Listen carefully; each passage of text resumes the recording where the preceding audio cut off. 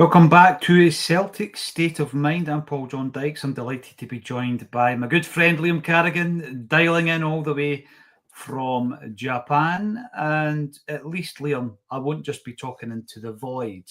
No. It's like back in the day, if somebody was walking down the street talking to themselves, animated, you'd think that there was something a wee bit wrong. Or indeed, maybe they had been on the Eldorado.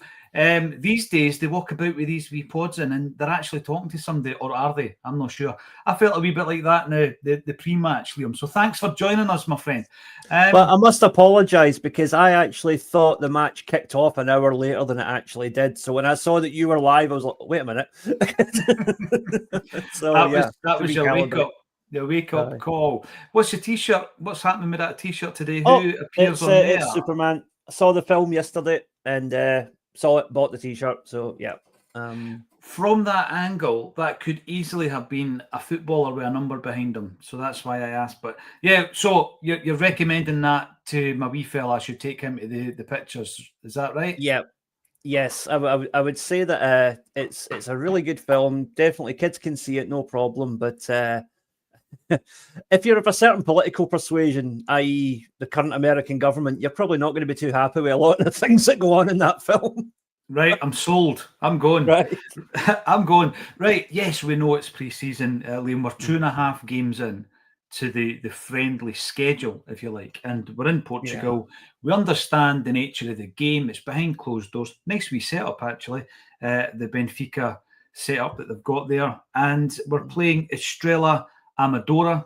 And we're 2-1 down. So, although we understand the level of competition, the nature of the game, we're going to talk about that 45 minutes. What was your thoughts of the first 45? Celtic 1, Estrela 2. Well, I think two things that really stick out to me is our defence is really not up to, our central defence is not up to it when we don't have Carter Vickers playing. That's quite, again, practice game. Don't read too much into it, but that seemed quite. Both the penalty and indeed the goal, our central defence was posted missing. So there's that.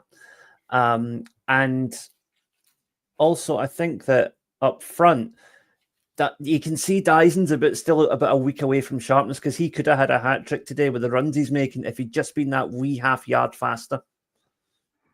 Well, the thing with Dyson, I was looking forward to today was his link up with KT, and there's been a couple of occasions, like you say, where Tierney has played that searching ball. I mean, he is asking a lot of any player to get that, but he's challenging the player to get it. If there's one player on the park who can, it's Maeda. But as you say, just that tiny wee bit off a couple of times. But I think it'll come. Alan Robertson, great to see you as always, my friend. Afternoon to you. And Jerry Doorstop, you posted this before we went live, so I don't know if you're talking about us or Celtic TV. What I would say though, Jerry, and this is something I'm going to say to Liam over in Japan. Obviously, I subscribe to Celtic TV. I do have to watch the game sometimes a second time, particularly when we're doing our fan zone thing down at Barra's Art and Design. But when I was away there for a week, Liam, I watched the game as an overseas fan, I guess. Yeah. And I'm sitting there welcome to my world. Well, exactly. Yourself, Sean, Jared, Ian, all the guys who live abroad obviously have to do that. And when I was looking at it, I was thinking to myself, where's the in-studio stuff? I know it's just friendlies, but there should be something where it's a plug and play, where you've got a studio set up, you go back to the studio, it's Jerry, it's Simon Donnelly, it's Peter Grant, whoever's commentating, Paul Cuddihy today, but they're just filling the blanks with reruns of old podcasts and interviews that they've done. And I think to myself, you're being shortchanged, Liam. I can't describe it any other way, mate. You're being shortchanged. I don't buy it for the live games because I can't watch them in Scotland live generally. I watch it for the playback and everything else. But you guys are being shortchanged, and I don't mind saying it. Well, on that point, actually, I was supposed to be watching the game with my dad today, who is, he's in Scotland. And Celtic TV decided that he didn't have access, apparently, despite the fact he still has a valid subscription. So my dad was like, right, I'll take it up with Celtic TV on Monday, but I just want to watch the game, so I'll pay the one-off fee to watch it. He paid that, still wouldn't let him watch the game. Bizarre. So Celtic TV is not working for my dad. And It's ridiculous. He's paid for a game twice and he's still not getting to watch it.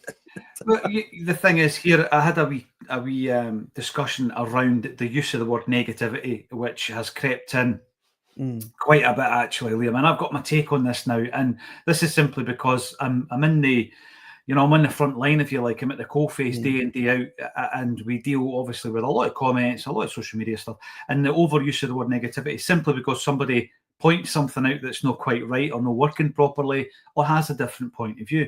It's not being negative. Celtic should have an all singing, all dancing social media operation, and it should be better than what we're being served up. And you would hope the Celtic performance would be better than what we're being served up. We can only discuss, and with all the caveats in the world and the footnotes, we can only discuss what we've watched. And we're going to be doing that. So the first point I'm going to bring up here is from Dylan. Up you come, Dylan. Trusty's been caught out. I know the point that you're talking about. That was the one where they've actually hit the post. It's pretty, I've got to say, for the commentators, it's a bit unfair to be playing a team who's 15th in the Portuguese league without numbers on their jerseys or their shorts, Liam. They've not got a clue who any of the players are. So unfortunately, I'm not sure who the player was, but he hit the post. And Trusty was caught out. Now, the reason I'm bringing it up is not to be negative. We discussed this time and time again last season, Liam. He seems to have this habit of being caught under the ball. I don't know if anticipation, a timing thing, but it was evident in the first half, wasn't it? He's got the tackling ability. He's working on the physicality. That's improving. I think he passes the ball well out from the back, but his positional sense is still his biggest weakness, and it has been since we signed him. Yeah, and it's one of the ones people talk about, coming through a particular structure as a graduate through an academy, and the way that he has been trained to position himself at set pieces, etc., Liam. And I think I probably do agree with that to a degree, and it's about trying to change those habits. I think he's being tested, and not by the Portuguese team today, but I think he's been tested by Brendan Rodgers, because he's a player who has he started all three games. He started all three games. Now, the commenter here, Dylan's talking about Scalesy. Hopefully we do see some of Liam Scales. I gave a list yesterday, and I'm really keen to hear your thoughts on this list, Liam. Just a slight digression, but it brings into play the comment you made about CCV. So I'm talking to Jim, and I says to Jim every pre-season, and I always do this, I always think, how ready are we for the Champions League endeavours? Which players are the guys that you're thinking, right, when I go into a Champions League game, I'm really confident about him starting. So I've gone through the team every pre-season for the last few years, and this time round, this is the list of players I'm happy with. Champions League level, right? So last season, Taylor wasn't in the list, although I conceded that I'm happy for 99% of the games. Domestically, Liam, when we come to Europe, for me, he's a weak area. Obviously, he's left the club. So here's my list. Kasper Schmeichel in goals, I'm happy with. Alistair Johnston at right back, I'm happy with. Kieran Tierney making his second debut today, uncompetitively, happy with him. CCV, like you say, absolutely. But obviously the one position that I'm not happy with is who partners Carter Vickers. So 4 from the back, 5 looking good. Moving into the midfield, Rio Atati, who scores today, and we'll talk about him, Callum McGregor. And I actually have Engels, and I know people are rolling their eyes in the comment section. I've got Engels as a player I'm confident with going into Champions League games. You move up to the front 3, Maeda, 100%. Kuhn was making his way into that category, but he has flown the nest and his form wasn't great in the last few months of the season. So who else within that area? Jota, but Jota's injured. So that's, I've got 4, I've got 3, and then I've got 2 up top. And I'm looking at that thinking, that's pretty good. That's 9. That's a really good core of a team that I think would be strong enough for Champions League football, not to win the competition, but to compete like we did last season. And it leaves you with 2 or 3 that you think, right, they're the kind of players that we want to be signing in this pre-season window, Liam, just to complete that model, if you like. Now, by the way, 11 isn't enough, bizarrely. No. You need 16 or 18 to really make a fist of it. But we've never been anywhere near that. And I think most of the pre-seasons, I'm sitting at 4, 5 or 6 players. I think we're in a good position. I think we've got a really, really good core group. Are there any players from that group that you disagree with, Liam? No, I think I can understand why some people still ask the question about Engels, but I've seen enough quality there to make me think that he's up there. He just he'll get better with more experience, but he has the quality. If it's just about the quality of the player, yes, he's there. I think for all we can, his domestic form he's been in and out of the team, whatever. Big Ida did it when it mattered in Europe last season. He did. Some important goals. We can basically, all right, it's an own goal, but he basically made that young boy's goal happen, which is what ultimately got us through to the knockout stage.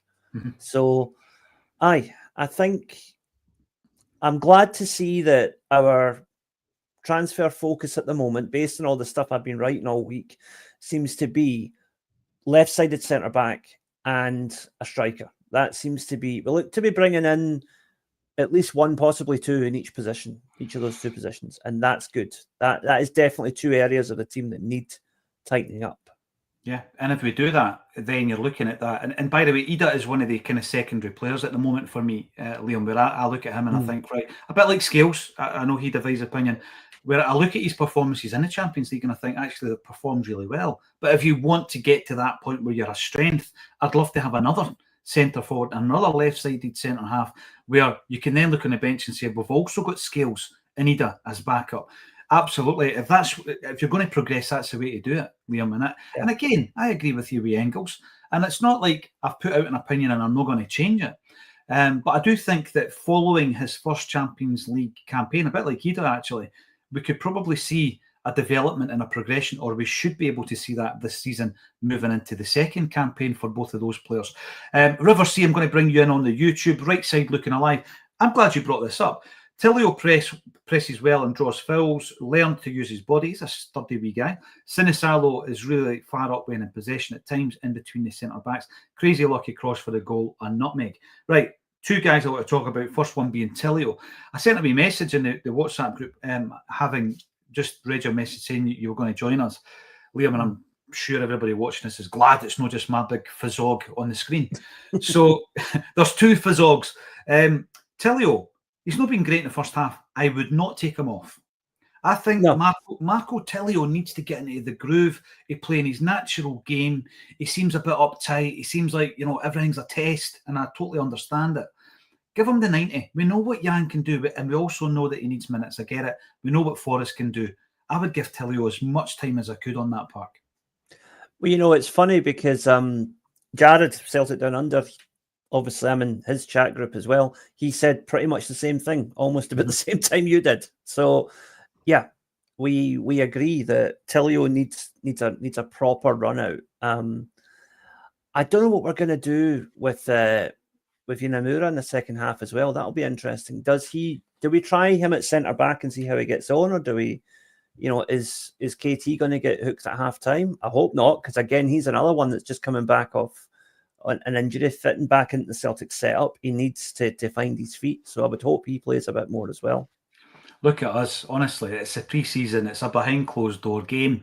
It was only announced recently for an 11 o'clock kickoff, and we are totally invested here, Liam. I love it. This is what it's all about. We're totally invested. Second half, I want to see more of it in Amura, and I also want to hear your thoughts on his debut the other night. And Nygren, I'd like to see Nygren in the second half. But the other point that was made there by River C was Sinisalo. I'm a wee bit like the commentators. I thought the voice of Sinisalo was somebody in our dugout. Absolutely constant, which I like, by the way, from my goalkeeper, Liam. He's a commanding kind of figure, and I like that about him. He's obvious. It's quite obvious to me that the Kasper Schmeichel influence on him. He's definitely the Padawan to Kasper's Jedi, to use a film term. But he's really stepping up. And for the minute he made his debut last season, I've said he looks like a future Celtic keeper, a future Celtic captain, possibly. He's got that leadership, which, especially from a goalkeeper, you don't just need to be a good goalkeeper at Celtic, you need to have a big character, and he's got it. You're absolutely right. By the way, there was a comment when you were on the other day, you might not have seen it after the live. Someone goes, I've just noticed that Samurai sword. For the new season, we won't be able to do it, but I would love to do that thing where, where a player scores a goal and then he gives it one of them. Everybody's got one of that kind of thing, or they do that with a hat, and it'll just be you with the swords, with the Acsom. But That's on background. Don't think the wife would be too happy with that. And we can fire it up in the socials every time you're appearing. Listen, we're going to go to the second half. There'll be loads of changes. Thanks for joining me, Liam. Go and enjoy the second half, and we'll be here at full time on A Celtic State of Mind.